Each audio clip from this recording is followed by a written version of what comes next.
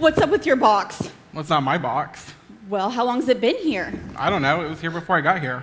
What is it? It's a problem. Okay, a problem? Well, not my problem. I'm just sitting here. Well, should I look in it? Knock yourself out. But I would think about that before you do. Okay, why? Because it's a problem. Okay, I don't get it.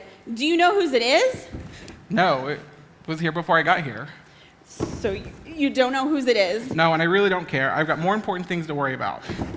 Well, someone's got to care. It can't just sit here. It has to be somebody's problem. Why does it have to be anybody's problem? Don't look at it. Just ignore it. Pretend it doesn't exist. Mandy, there's no problem there. Okay, that doesn't make sense to me. I mean, let me get this straight. Okay, so it's not your problem. Right. It's not my problem. Right. Is it their problem? No. Whose problem is it?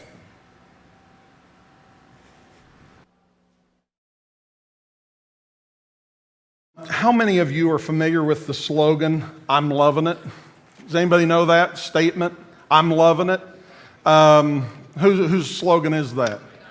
Oh man, they've done a good job of marketing. Everybody knows that's McDonald's. So with that in mind, I'm loving it. They've kind of done a campaign for the month of February. This is the month of love and Valentine's Day and all of that. And I'd heard about this campaign where you go up to the counter and you order your food, and then when it comes time for them to tell you how much it is, sometimes instead of giving you an amount, they will ask for a random act of lovin'. And basically what that means is they may say, we want you to call your mother and tell her that you love her.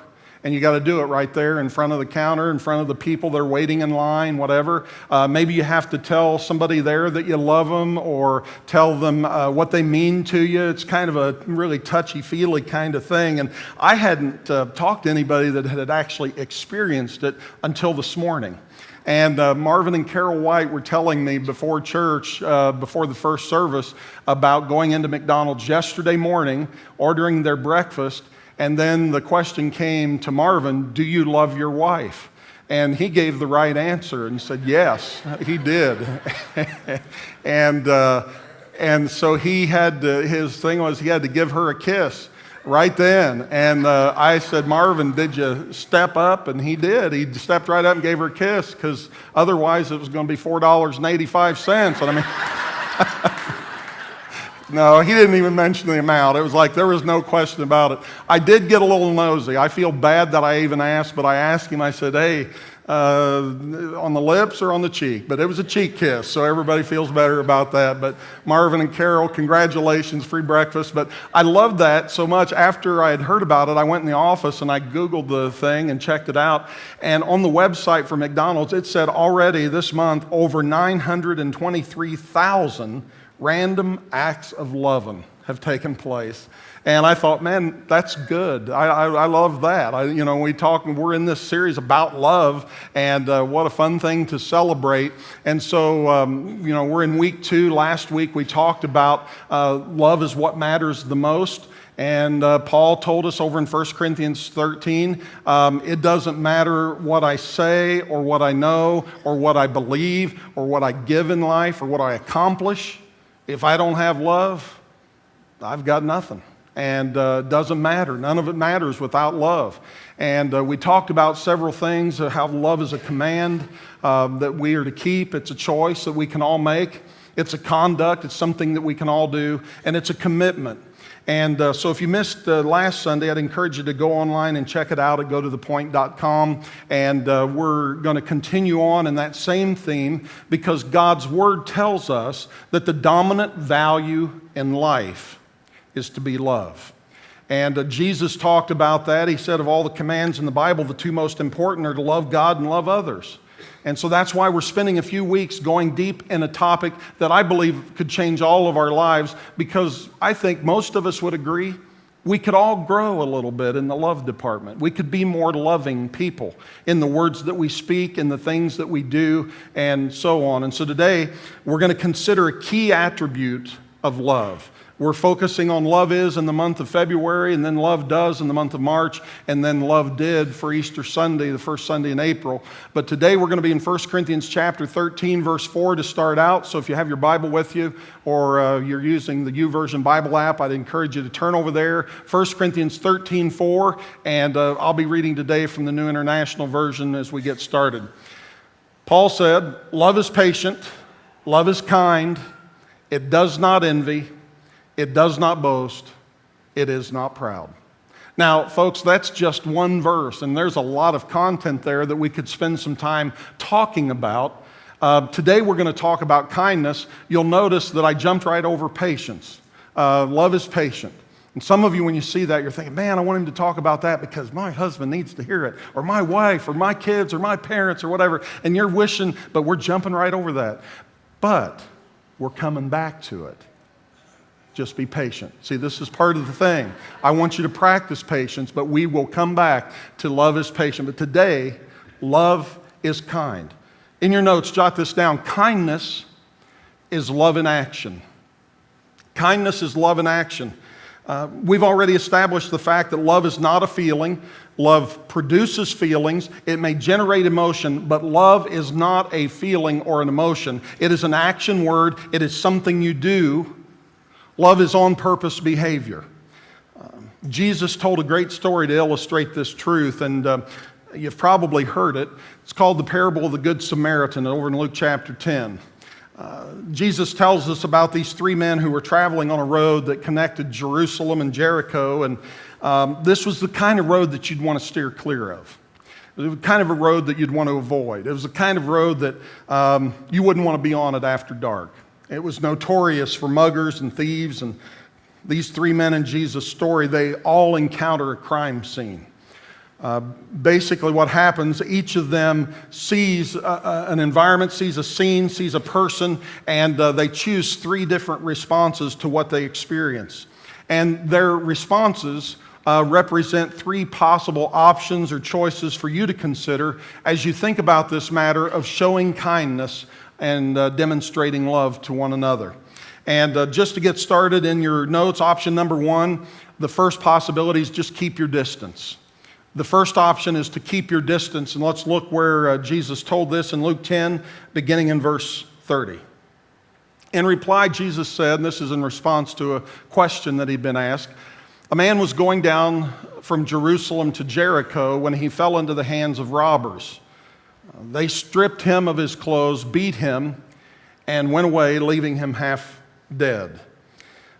The bandits saw this man as an object to exploit. Nothing more, nothing less, just an object to exploit. Verse 31. A priest happened to be going down the same road when he saw the man and passed by on the other side. The priest saw the man as a problem to avoid. He decided he was going to keep his distance. That's how he decided that he was going to cope with what he encountered that day. He wanted to keep his distance. He was the kind of guy that maybe would hold people at arm's length, just to keep the situation at bay, so to speak. And, if you get too close, you might get hurt. And once you've been hurt, it's easy to make this the excuse for being distant today and on into the future. And that's what happened here. The guy sees a person beaten, mugged, left for dead on the side of the road. And his response is, you know what? I'll just keep my distance and I'll stay over here and go by on the other side of the road. Option number one, keeping your distance. That's easy. That's something that probably anybody can do. And I suspect, if we were honest, it's something all of us at some point have done.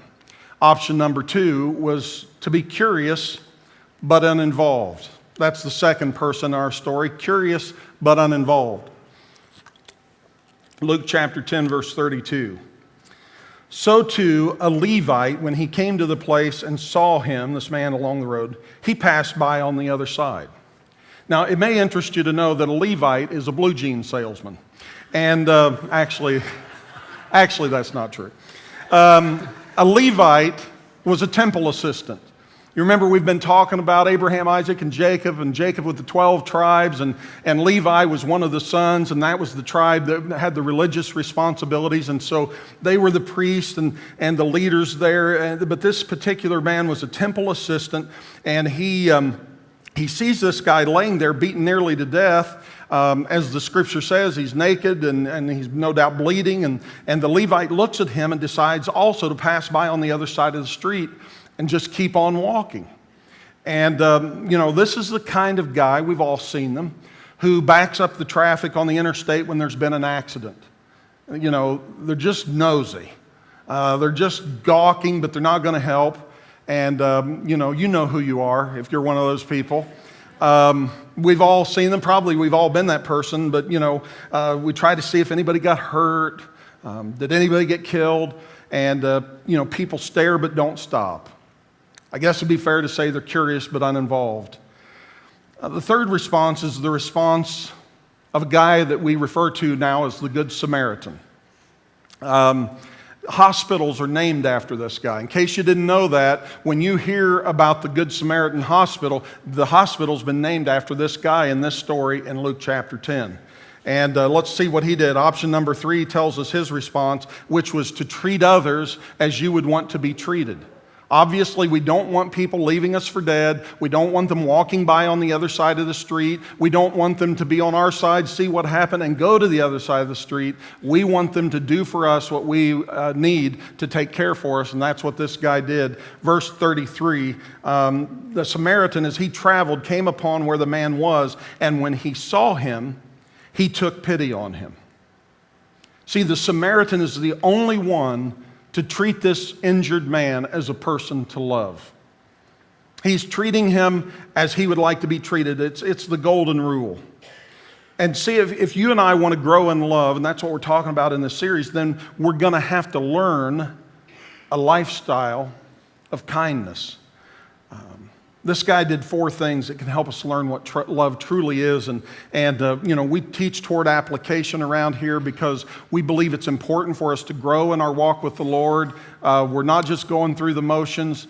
This is the point that we want to be more like Christ. We want to learn what he taught. We want to do what he said. And so we're going to find some really good handles to get a hold of as we think about showing kindness. And the example is the Good Samaritan. The first thing he does is he shows us to start seeing the needs of people. Start seeing the needs of people. Kindness always begins, with your eyes. It's about seeing and observing things. It has to do with our sensitivity to the needs of other people. Because if you're not aware of the needs of other people, you can't care about those needs. First, you have to see the need. When the Samaritan saw the man's condition, we read about the fact that his heart went out. He took pity. He felt something. He felt compassion. Seeing the need is the starting point. And, the truth of the matter is there's hurting people all around us. But so much of the time, if we're not careful, we'll overlook those needs. Have you ever stopped to think about why that is? Why is it that we would overlook the needs of the people around us? I think it can be summed up in one word. I know it can for me, and I suspect this is true for just about everybody. You can sum it up in the word busyness. We just get too busy. And you might want to write this down. Hurry is the death of kindness. If you're in a rush, if you're in a hurry, that's the death of kindness. If you don't hear anything else, I want you to get that, because if you want to increase your kindness, you must decrease your pace. I see this in my own life all the time. If you want to increase your kindness, you must decrease your pace. Because when we're always so busy and in a hurry and distracted with other things, you don't have time to be kind. You've got to slow down your life in order to see the needs of the people around you. Because the faster you go, the less you see. Let's imagine we were going to get a group together and say, hey, we're going to meet in New York City and we're going to travel to Los Angeles. Any number of us, a group of us, that's what we're going to do. And here's the way we're going to do it. We're going to choose a way to get there from point A to B, New York to Los Angeles. We could do that in several different ways, but our main options are going to be we could fly.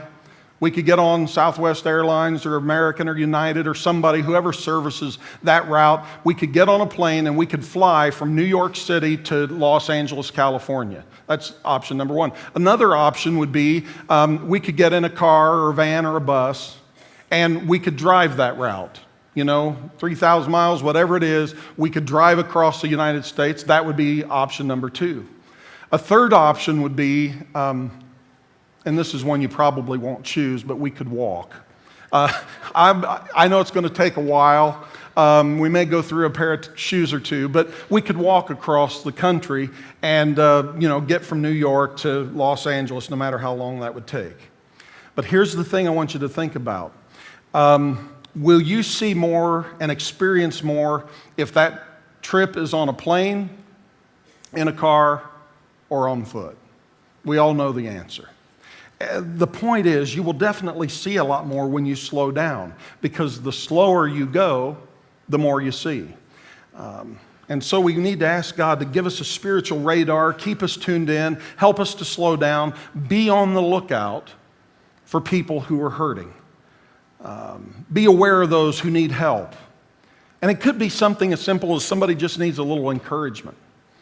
Somebody just needs a kind word. Maybe they need a pat on the back. It could be just that simple. There are people in this room that you were born with this kind of sensitivity. You see it, you sense it, you know it, just like that. You're just tuned in. You automatically know when people around you are in need. It's just a part of the way you're wired. It's part of your DNA. And then there's another group of us. A lot of you fit that group. Another group of us, we maybe have what could be termed spiritual ADD.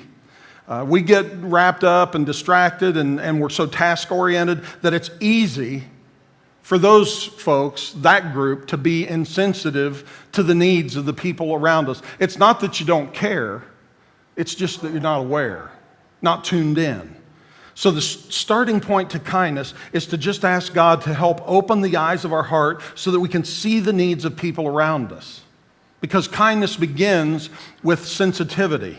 It starts with an awareness by observing what's happening in lives of people, and it's not always to see the needs of others, especially when you're on the other side of the road already, or when you choose to go to the other side of the road. But the starting point of kindness is in the way that we see things. It starts with sensitivity. Second thing, the Good Samaritan shows us, secondly, how to sympathize with people's pain. It's not just enough to see the need. You need to learn to sympathize with their pain. Verse 33, we're still in Luke chapter 10. The Samaritan, as he traveled, came where the man was, and when he saw him, he took pity on him. See, it started out he had to see the man. Then he took pity on the man. His heart was suddenly engaged. You see, if sensitivity begins with your eyes, then sympathy begins with your ears. See, sensitivity begins with your eyes, then sympathy begins with your ears. Learning to listen is a secret of genuine sympathy. See, sometimes kindness is as simple as just learning to listen when somebody speaks to you. You ever been in that situation where you're trying to talk to somebody and they're not listening and you know it? And, we all hate that because we like to be heard. We want people to listen. Joe Bailey wrote a book on grief that was titled A View from the Hearse. A View from the Hearse. It was about his own life experience and losing someone that he loved. And here's what he says from his own experience. He said, I was sitting torn by grief, and somebody came along and talked to me about God's dealings, of why it happened, of hope beyond the grave. He said, this person talked constantly. He said things that I knew were true, but I was not moved except to wish that he would go away. And he finally did.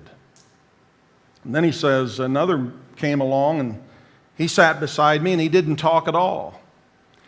He didn't ask me any leading questions. He just sat beside me for an hour or more, listened when I said something, answered briefly, prayed simply, and left. I was moved, he says. I was comforted. I hated to see him go. Folks, listening is a meaningful way to show kindness. Listening is a meaningful way to show kindness. See, sympathy meets two of our most basic needs, the needs to be understood and the need to have your feelings validated. We all like to be heard. We all like to be listened to. And we all like to be shown a little sympathy. It is a meaningful act of kindness. And so we do unto others as we would have them do unto us.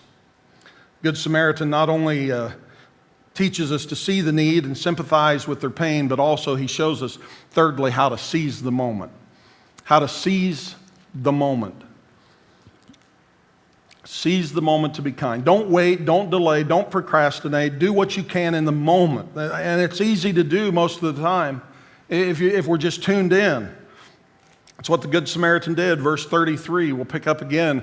As he traveled, he came where the man was. When he saw him, he took pity on him. Verse 34, look what he did to seize the moment. He went to him, he bandaged his wounds, he poured oil and wine on, and then he took more action, put the man on his donkey, took him to an inn, took care of him. See, the Samaritan felt compassion, but it didn't end there. You know, we've all felt compassion, haven't we? And that was the end of it. Oh, hey, too bad. And we went on. He felt compassion, but that was not the end of it. He took action. As we said last week, love is something you do. I mean, it had been easy for the Good Samaritan to do what the other guys did and just pass by on the other side of the street. It would have been one thing to have looked at him and said, oh boy, what a shame. So sad. Sorry for your luck. You know, just too bad that this happened. He actually, though, did something. He seized the moment. He did what he could do with what he had. He took action. And here's what I believe. I believe maybe it'll be today or this week or sometime very soon. I believe everybody sitting here, you're going to have a chance because I believe the Lord's going to give you opportunity. And your mind's going to go right back to this moment today, and you're going to think, this is it. This is what he was talking about. How did he know? I just know that we live in a hurting world. And there are people all around us with all kinds of needs. And it'll be up to you to decide, you know, what am I going to do? You know, because really when you boil it right down to it, all they need is love. Another song we could sing, we had one from last Sunday. All they need is love. So the question, would you be willing to show them some kindness? And don't wait for perfect circumstances because they're not coming. Opportunities to show kindness, they don't fit the schedule. And that's why busyness is such a problem. Hurry is the death of kindness because, you know, we've got to be willing to be interrupted. We've got to be willing to be inconvenienced. See, kindness is typically a spontaneous act. Seize the moment. The Samaritan also teaches us, fourthly, to do whatever it takes. Just do whatever it takes. There's always a cost to kindness. There's a price tag. See, kindness inevitably causes us to sacrifice time or money or energy or something. That's always the case. It will cost you. It will cost you to be kind. Going back to verse 34, we're going to read in the New Living Translation. A little different perspective. Going over to him, the Samaritan soothed his wounds with olive oil and wine, and he bandaged them. And then he put the man on his donkey and took him to an inn where he took care of him. And then the next day he handed the innkeeper 2 silver coins, telling him, hey, take care of this man. If his bill runs higher than this, I'll pay you the next time I'm here. The Good Samaritan did all of this to care for the needs of a stranger, somebody he had never met and may never see again. He begins by administering first aid on the scene, at the scene of the crime there. Then he puts the man on his donkey, which, by the way, means that he himself is now going to have to walk the 20-mile trip to Jericho, all because he put a hurting man on his own donkey. He goes and he finds a motel, and he checks in. He nurses this man through the night. He provides for his care. He pays the bill. I mean, that's enough. That'd be a lot. I mean, we're impressed. But he goes a little bit further than that.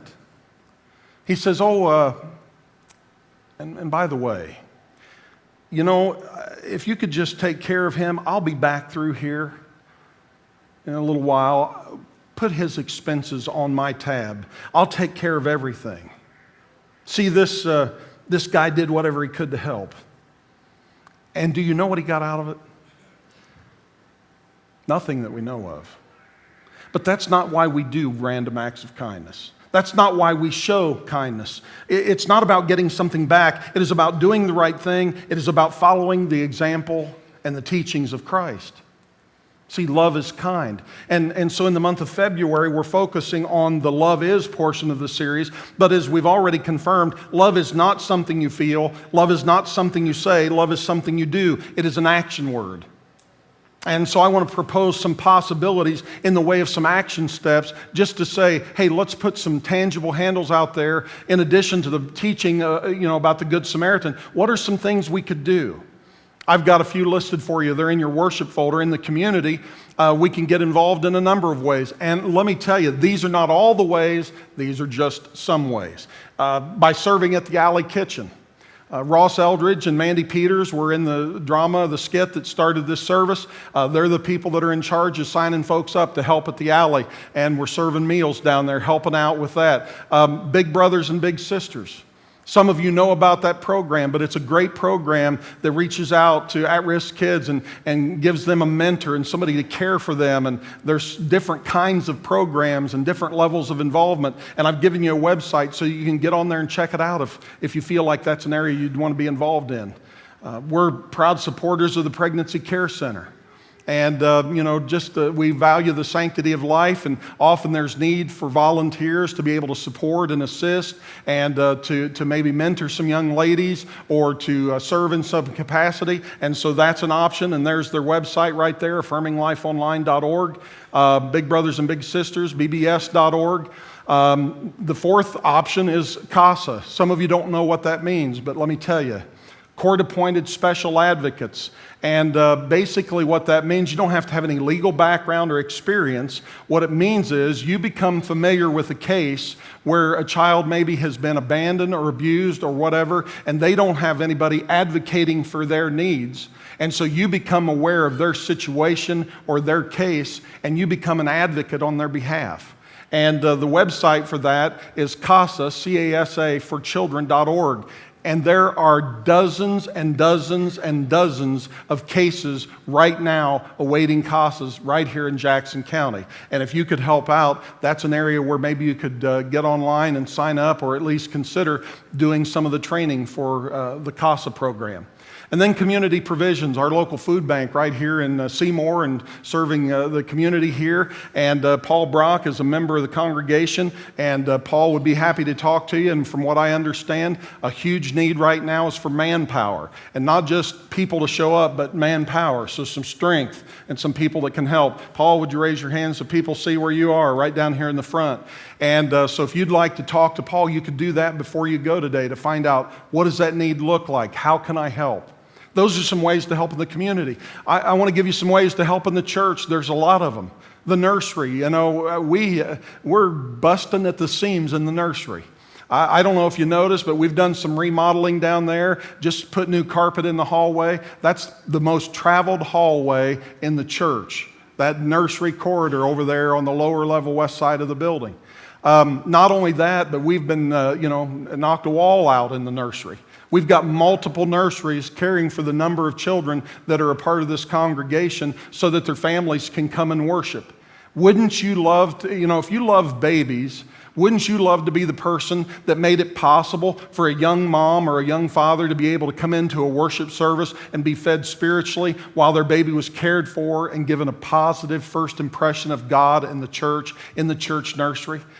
Becky Sanders is our Next Gen director, and she's the one that you can email, and there's her website, becky@gotothepoint.com. Same thing with Next Gen. That would be picking up the kids as they get older, clear up through the 5th grade, and that would involve ministries that take place on Sunday morning during both services, and also on Wednesday nights from 6:30 to 7:30 during the gathering.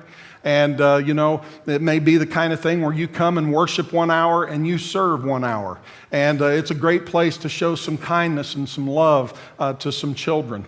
Crave, I mentioned Aaron, he sang earlier in the service. His email is aaron@gotothepoint.com, and this is our student ministry for students 6th to the 12th grade, and maybe that's where your heart is. You know, you're just thinking, man, I love teenagers and I'd love to be involved. Maybe I'd like to host some special events or serve as a sponsor or whatever. Just talk to him about the possibilities.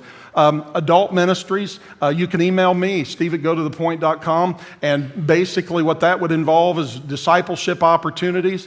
Maybe you have some topics where the Lord's really helped you and you'd like to convey some teaching to others. There may be opportunities for you to facilitate a group or a class. There may be other things like maybe even one-to-one mentoring. You don't need to call anybody about this, but God really puts it on your heart to take somebody under your wing and to be able to meet with them and disciple them and pray with them and read the Bible.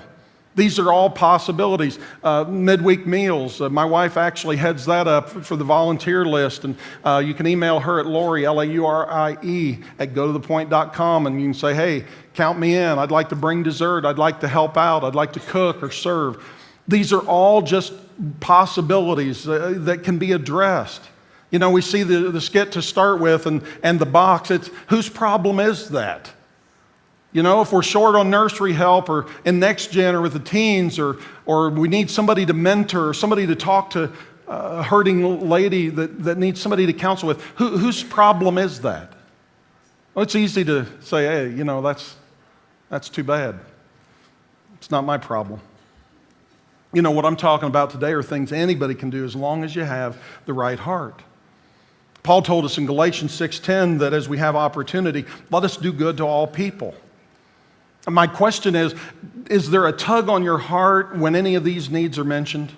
I mean, are some of them things that you've thought about before? Maybe they've been on your mind, but you've just never taken any steps to do something about it?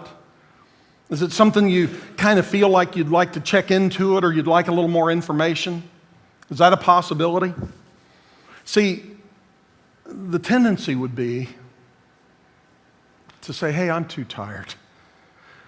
Man, I am so busy. I've got a lot on my plate right now. It's all for me. It's all my stuff. I get it. But man, to take on something like any of this you've mentioned here today, Steve, no can do. Can't go down that road. Nope, not going to do it. I don't have the time. I don't have the energy. I'm just too busy. You know what? I did that when I was back in my 20s or 30s or 40s or whatever, and now let the younger people take care of it. You know, that's going to require too much out of my schedule. I just don't think I have time to do it. Could I be honest with you? And you know I love you. And we don't do the shame, guilt, and manipulation to get you to sign up. I'm not doing that at all. I do not want, and this is sincere, I do not want something from you. I want something for you. And there's something about serving that gets us out of our selfishness.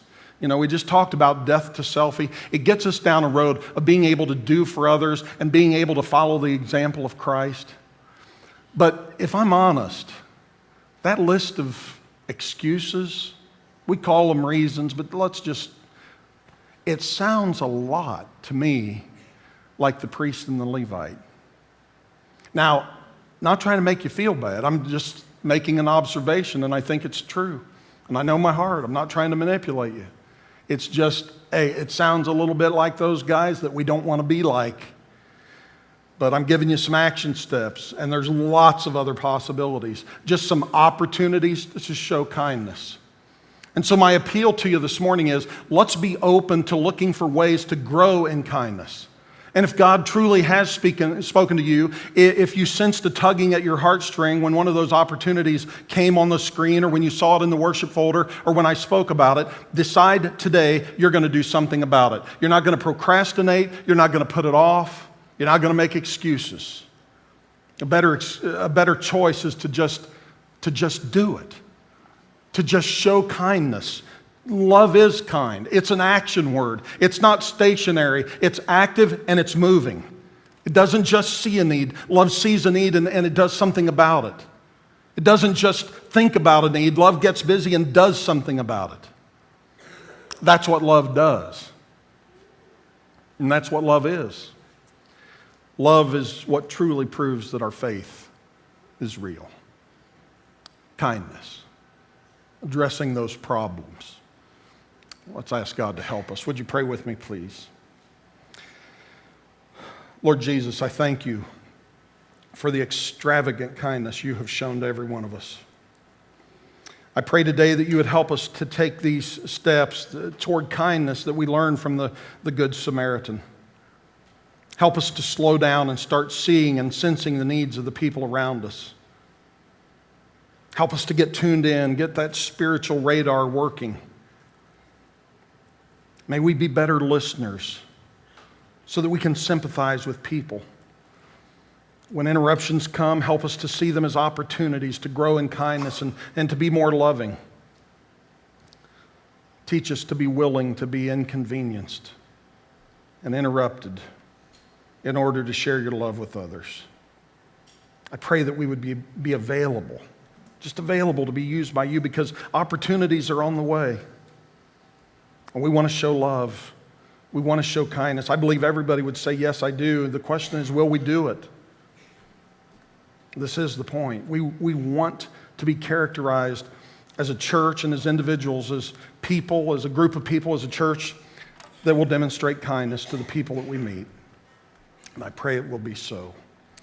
Father, as we prepare to receive this morning's tithes and offerings, I pray that you will bless this offering, bless each one as we give. Just another tangible expression of our love for you, the fact that we're putting you first, the desire to obey, and casting our vote in favor of what you're doing here. We don't want to just wait for somebody else to take care of it. We want to do our part. And so as we give, we pray that you will bless. And as we continue in worship, may we sense your presence in a very personal way, we ask in your name. Amen. Amen. Ushers, would you come? And would you wait on us this morning? I'm thankful that as we're learning here that upstairs we have a whole group of students who are learning as well, and they're actually this month learning about kindness and what that means. But I think so many times we can learn from our kids, and I want to share a story as we're preparing for this series that impacted my heart and has to do with one of my own kids. And so it's been several weeks ago. My youngest started kindergarten this year, and so she got off of the bus from kindergarten one day. She bounded to the house like she does every day, and I opened the front door, and she comes through the door with this big smile on her face. I could tell something really good had happened at school, and I could just tell like she was beaming and she was excited. And so I asked her, I said, Miss Ava June, I said, do you have a good day? Great day, Dad? Yeah.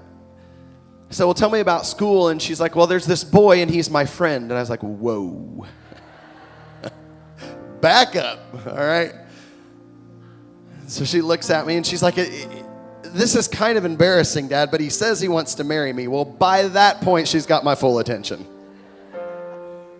And so I get down and I'm like, well, tell me about this friend that you have. She's like, oh, Dad, it's not like that. She said, his name's Michael. He's not very tall, Dad. He only comes up to my neck. She said, Dad, he's got this really high-pitched voice. And she said, his daddy passed away. And she said, his mom passed away when he was born. He doesn't have a mom and dad like me. My heart began to break. She said, Dad, Michael doesn't know his numbers, and he doesn't know his letters, and so I just started helping him. I said, oh, that's good, baby girl. She said, now I'm his tutor.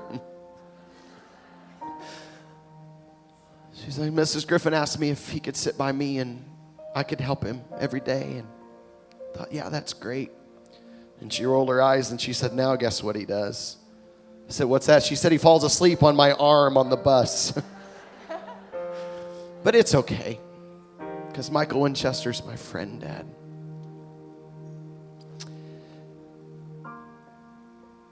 And in that moment, I thought, you know what? If a little 5-year-old kid can grasp the depth of God's love for his creation, then surely as a 36-year-old man, I ought to be able to do that. So my prayer from that day was, God, help me to see the people in my life. Help me to see the Winchesters, the Michael Winchesters in my life that you will place there, that you want me to be kind to, and to befriend, and to become involved with.